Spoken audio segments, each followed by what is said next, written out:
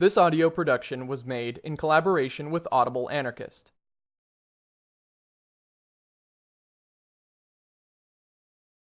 Towards the Queerest Insurection by Mary Nardini Gang. Some will read queer as synonymous with gay and lesbian, or LGBT. This reading falls short. While those who would fit within the constructions of L, G, B, or T would fall within the discursive limits of queer. Queer is not a stable area to inhabit. Queer is not merely another identity that can be tacked onto a list of neat social categories, nor the quantitative sum of our identities. Rather, it is the qualitative position of opposition to presentations of stability, an identity that problematizes the manageable limits of identity. Queer is a territory of tension, defined against the dominant narrative of white hetero monogamous patriarchy, but also by an affinity with all those who are marginalized, ostracized, and oppressed. Queer is the abnormal, the strange, the dangerous. Queer involves our sexuality and our gender, but so much more. It is our desire and fantasies, and more still. Queer is the cohesion of everything in conflict with the heterosexual capitalist world. Queer is the total rejection of the regime of the normal. As queers, we understand normalcy. Normal is the tyranny of our condition, reproduced in all of our relationships. Normalcy is violently reiterated in every minute of every day. We understand this normalcy as the totality being the interconnection and overlapping of all oppression and misery. The totality is the state, it is capitalism, it is civilization and empire. The totality is fence, post-crucifixion, it is rape and murder at the hands of the police. It is straight acting and no fatties or femmes. It is queer eye for the straight guy. It is the brutal lessons taught to those who can't achieve normal. It is every way we've limited ourselves or learned to hate our bodies. We understand normalcy all too well. When we speak of social war, we do so because purest class analysis is not enough for us. What does a Marxist economic worldview mean to a survivor of bashing, to a sex worker, to a homeless teenage runaway? How can class analysis, alone as paradigm for evolution, promise liberation to those of us journeying beyond our assigned genders and sexualities? The proletariat, as a revolutionary subject, marginalizes all whose lives don't fit in the model of heterosexual worker. Lenin and Marx have never fucked the ways we have. We need something a bit more thorough, something equipped to come with teeth gnashing to all the intricacies of our misery. Simply put, we want to make ruins of domination in all its varied and interlacing forms. This struggle, inhabiting every social relationship, is what we know as social war. It is both the process and the condition of a conflict with this totality. In the discourse of queer, we are talking about a space of struggle against this totality, against normalcy. By queer, we mean social war. And when we speak of queer as a conflict with all domination, we mean it. See, we've always been the other, the alien, the criminal. The story of queers in this civilization has always been the narrative of the sexual deviant, the constitutional psychopathic inferior, the traitor, the freak, the moral imbecile. We've been excluded at the border from labor, from familial ties. We've been forced into concentration camps, into sex slavery, into prisons. the normal, the straight, the American family has always constructed itself in the position to the queer. Straight is not queer, white is not of color, healthy does not have HIV, man is not woman. The discourses of heterosexuality, whiteness, and capitalism produce themselves into a model of power. For the rest of us, there's death. In his work, Jean Genet asserts that the life of a queer is one of exile, that all of the totality of this world is constructed to marginalize and exploit us. He posits the queer as the criminal. He glorifies homosexuality and criminality as the most beautiful and lovely forms of conflict with the bourgeois world. He writes of the secret world of rebellion and joy inhabited by criminals and queers. Quote Genet, excluded by birth and taste from the social order, I was not aware of its diversity. Nothing in the world was irrelevant. The stars in the general's sleeve, the stock market quotations, the olive harvest, the style of the judiciary, the wheat exchange, flower beds, nothing. Disorder, fearful and feared, whose details were all interrelated, had a meaning. My exile. End quote. A fag is bashed because his gender presentation is far too femme. A poor trash man can't afford his life-saving hormones. A sex worker is murdered by their client. A genderqueer person is raped because they just needed to be fucked straight. 4 black lesbians are sent to prison for daring to defend themselves against a straight male attacker. Cops beat us on the streets, and our bodies are being destroyed by pharmaceutical companies because we can't give them a dime. Queers experience directly with their bodies the violence and domination of this world. Class, race, gender, sexuality, ability, while often these interrelated and overlapping categories of oppression are lost to abstraction, queers are forced to physically understand each. We've had our bodies and desires stolen from us, mutilated and sold back to us as a model of living we can never embody.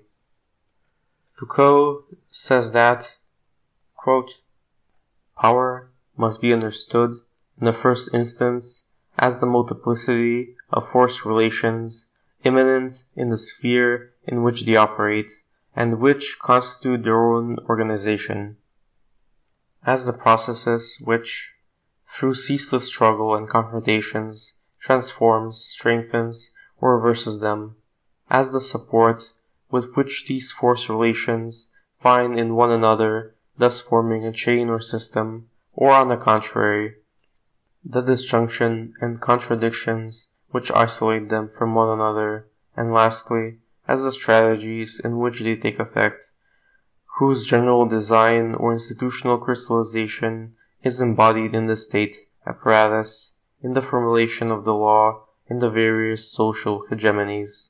End quote.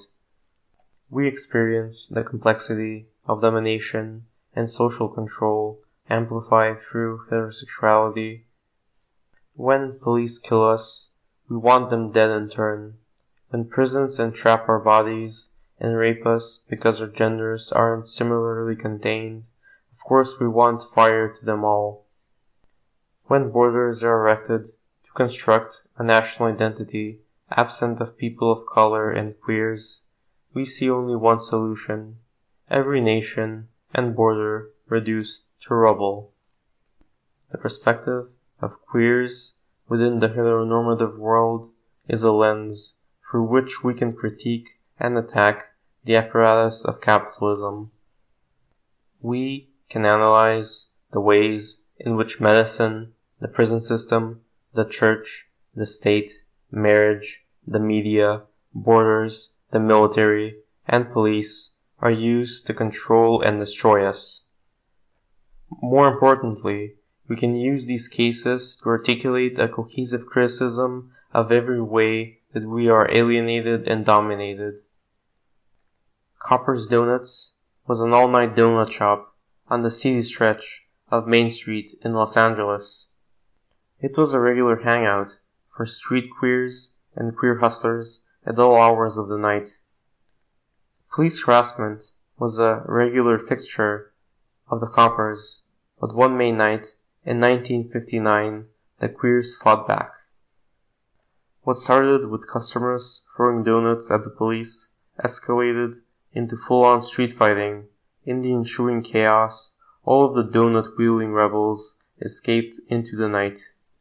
Queer is a position from which to attack the normative more, a position from which to understand and attack the ways in which normal is reproduced and reiterated.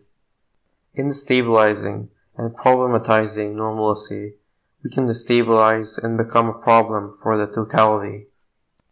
The history of organized queers was born out of this position. The most marginalized trans folk, people of color, sex workers, have always been the catalysts for riotous explosions of queer resistance. These explosions have been coupled with a radical analysis wholeheartedly asserting that the liberation of queer people is intrinsically tied to the annihilation of capitalism and the state.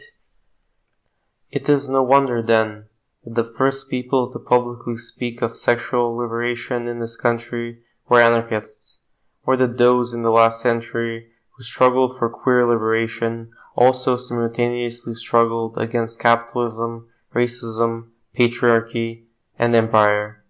This is our history.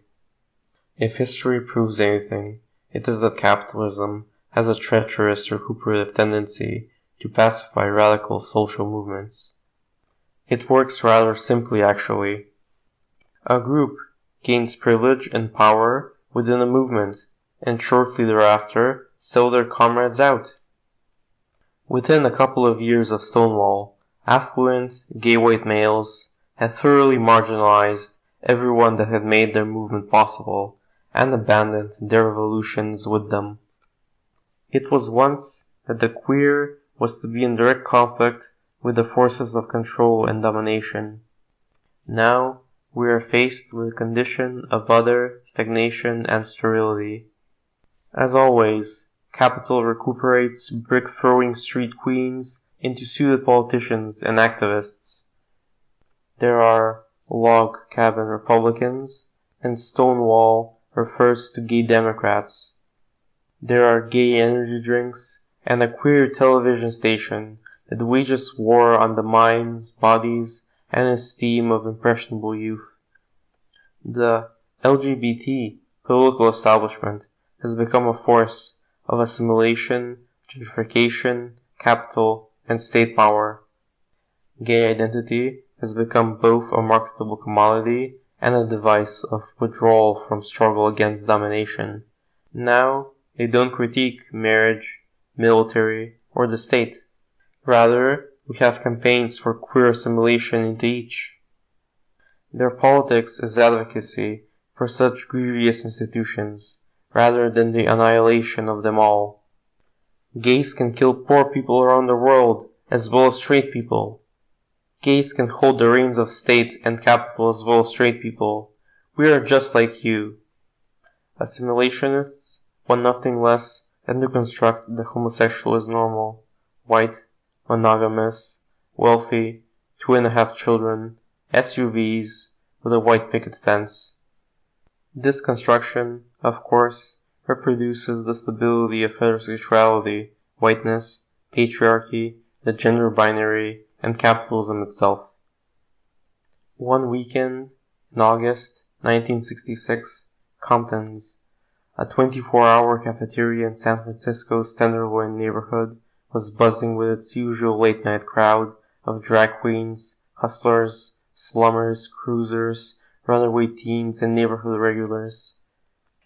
The restaurant's management became annoyed by a noisy young crowd of queens at one table who seemed to be spending a lot of time without spending a lot of money, and had called the police to roust them. A surly police officer accustomed to manhandling Compton's clientele with impunity, grabbed the arm of one of the queens and tried to drag her away. She, unexpected, threw her coffee in his face, however, and immediately erupted. Plates, trays, cups, and silverware flew through the air at the startled police, who ran outside and called for backup. The customers turned over the tables, smashed the plate glass windows, and poured into the streets. When the police reinforcements arrived, street fighting broke out all throughout Compton's vicinity. Drag queens beat the police with their heavy purses and kicked them with their high-heeled shoes. A police car was vandalized, a newspaper box was burnt to the ground, and general havoc was raised all throughout the Tenderloin. If we genuinely want to make ruins of this totality, we need to make a break. We don't need inclusion into marriage, the military, and the state. We need to end them. No more gay politicians, CEOs, or cops. We need to swiftly and immediately articulate a wide gulf between the politics of assimilation and the struggle for liberation. We need to rediscover our riotous inheritance as queer anarchists. We need to destroy constructions of normalcy and create instead a position based in our alienation from this normalcy and one capable of dismantling it. We must use these positions to instigate breaks, not just from the assimilationist mainstream, but from capitalism itself. These positions can become tools of a social force ready to create a complete rupture in this world. Our bodies have been born into conflict with the social order. We need to deepen that conflict and make it spread. What began as an early morning raid on June the 28th, 1969, at New York's Stonewall Inn, escalated to 4 days of rioting throughout Greenwich Village. Police conducted the raid as usual, targeting people of color, trans people, and gender variants for harassment and violence. It all changed, though, when a bull dyke resisted her arrest and several street queens began throwing bottles and rocks at the police. The police began beating folks, but soon people from all over the neighborhood rushed to the scene, swelling the rioters' numbers to over 2,000. The vastly outnumbered police barricaded themselves inside the bar, while an uprooted parking meter was used as a battering ram by the crowd. Molotov cocktails were thrown at the bar. Riot police arrived on scene, but were unable to regain control of the situation. Drag queens danced the conga line and sang songs amidst the street fighting to mock the inability of the police to reestablish order. The rioting continued until dawn, only to be picked up again at nightfall of the subsequent days. Suzanne Stryker writes that the state acts to, quote, regulate bodies in ways both great and small by enmeshing them within norms and expectations that determine what kind of lives are deemed livable or useful, and by shutting down the space of possibility and imaginative transformation where people's lives begin to exceed and escape the state's use for them. End quote. We must create space wherein it is possible for desire to flourish. This space, of course, requires conflict with the social order. To desire, in a world structured to confine desire, is the tension we live daily. We must understand this tension so that we can become powerful through it. We must understand it so that it can tear our confinement apart. On the night of May 21st, 1979, in what has come to be known as the White Night Riots, the queer community of San Francisco was outraged and wanted justice for the murder of Harvey Milk. The outraged queers went to City Hall, where they smashed the windows and glass door of the building. The riotous crowd took to the streets, disturbing traffic, smashing storefronts and car windows, disabling buses, and setting 12 San Francisco police cruisers on fire. The rioting spread throughout the city as others joined in on the fun. This terrain, born in rupture, must challenge oppression in its entirety. This, of course, means total negation of this world. We must become bodies in revolt. We need to delve into and indulge in power. We can learn the strength of our bodies and struggle for space for our desires. In desire, we'll find the power to destroy not only what destroys us, but also those who aspire to turn us into a gay mimicry of that which destroys us. We must be in conflict with regimes of the normal. This means to be at war with everything. If we desire a world without restraint, we must tear this one to the ground. We must live beyond measure and love and desire in ways most devastating. We must come to understand the feeling of social war. We can learn to be a threat. We can become the queerest of insurrections. To be clear, we've despaired that we could never be as well-dressed or cultured as the Fab Five. We found nothing in Brokeback Mountain. We've spent far too long shuffling through hallways with hats hung low. We don't give a shit about marriage or the military. But oh, we've had the hottest sex everywhere, in all the ways we aren't supposed to, and the other boys at school definitely can't know about it. In 1970, Stonewall veterans Marsha P. Johnson and Sylvia Rivers founded STAR, Street Transvestite Action Revolutionaries. They opened the Star House, a radical version of the house culture of Black and Latina queer communities. This house provided a safe and free place for queer and trans street kids to stay. Marsha and Sylvia, as the house mothers, hustled to pay rent so that the kids would not be forced to. Their children scavenged and stole food so that everyone in the house could eat. That's what we call mutual aid. In the time between the Stonewall riots and the outbreak of HIV, the queer community of New York saw the rise of a culture of public sex. Queers had orgies in squatted buildings, in abandoned semi-trucks, on the piers, and in the bars and clubs all along Christopher Street. This is our idea of voluntary association of free individuals. Many mark this as the most sexually liberated time this country has ever seen. Though, the authors of design wholeheartedly believe we can outdo them. And when I was 16, a would-be bully pushed me and called me a faggot. I hit him in the mouth. The intercourse of my fist and his face was far sexier and more liberating than anything MTV ever offered our generation. With the pre-cum of desire on my lips, I knew that from then on I was an anarchist. In short, this world has never been enough for us. We say to it, "We want everything, motherfucker. Try and stop us." Let's get decadent. Filth is our politics. Filth is our life. This has been a production of Audible Anarchist. You can find more Audible Anarchist on YouTube.